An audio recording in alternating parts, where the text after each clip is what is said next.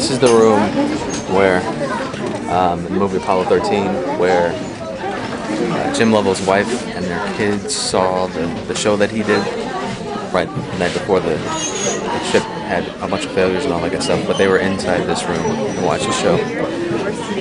I'm pretty sure they filmed it here, but for sure this is where they actually saw it.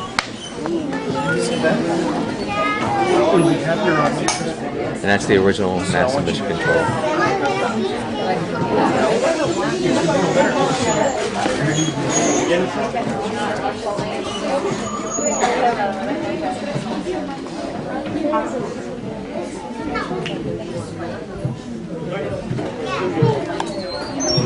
We had the assassination of Robert Kennedy in Los Angeles after he had won that state's Democratic primary.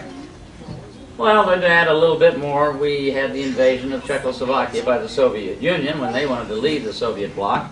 And to add a little more sugar to the recipe, in August we had riots in the streets of Chicago during the Democratic National Convention.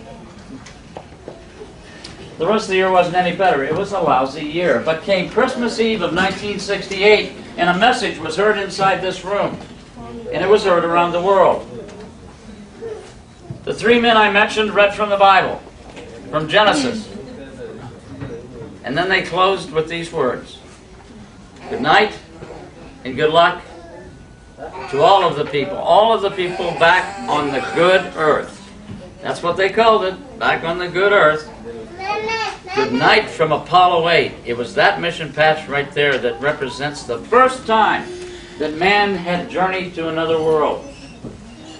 It was controlled from this room. We didn't think much about it, but about a month later we got a letter from a woman in Missouri, and she simply said, "Dear NASA, thank you for saving 1968. As you go downstairs to get back on the tram in the lobby, there's a picture on the wall that it's an Earthrise. It's this Earth rising across the lunar horizon. That was taken on Apollo 8. Folks, I close every briefing I ever give here at Johnson Space Center with the same words. Regardless of the size of the audience, whether it's a large group like yours or one person that they've asked me to escort around Johnson Space Center, I say the same thing before I say goodbye. I would like you all to please remember that we are all of us, children of the same universe. You see, I really don't care where you're from, because we all live on this little blue rock, stuck away in an infinitely small part of an infinitely huge universe.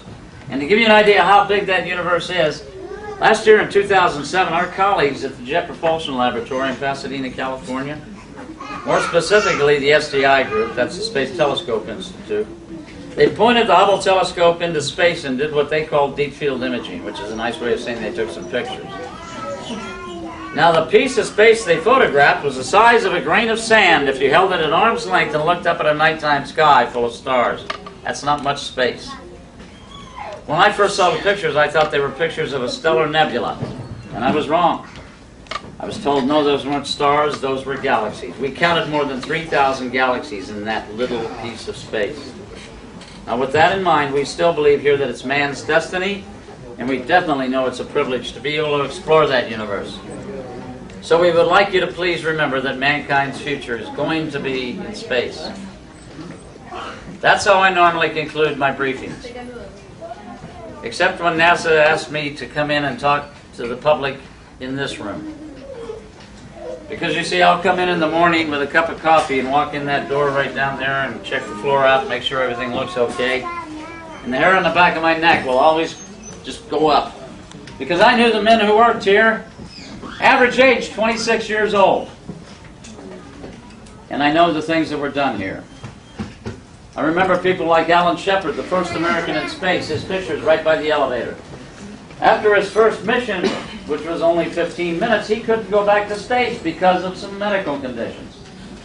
So they made him, more or less, a professional Capcom physician. He sat down at this console talking to other astronauts on mission. I remember guys like Christopher Kraft and Gene Kratz, who were flight directors and sat right there at the center console. Gene Kratz is probably the most famous for his Apollo 13 activities. I remember a gentleman by the name of Wally Schirra, who was one of the original Mercury astronauts. Wally's pretty famous because he seemed to spend an awful lot of time right next to Walter Cronkite, talking during the Apollo missions. We lost Wally a year ago in August. He passed away. And there was one man I remember in particular. His name was Deke Slayton. Now, Deke was also one of the original Mercury astronauts. And because of some problems, he couldn't get a ride. So they made him the director of astronauts. For years, he was the one who assigned astronauts to their missions. And then he finally got a chance to take his first ride. And it was a great one. Fortunately, shortly after that, he died of cancer. We have a center here in our community called the Deke Slayton Cancer Center. You see, folks, this room is full of ghosts and it's full of memories. So I'd like you to do me a favor. In the future, when you see us journey back to that space station to complete it by the year 2010, when you see us journey back to the moon, well, there will be an American on the moon by 2020, if not sooner, and there will be a permanent lunar base on the moon. Someone will be living there forever by 2024.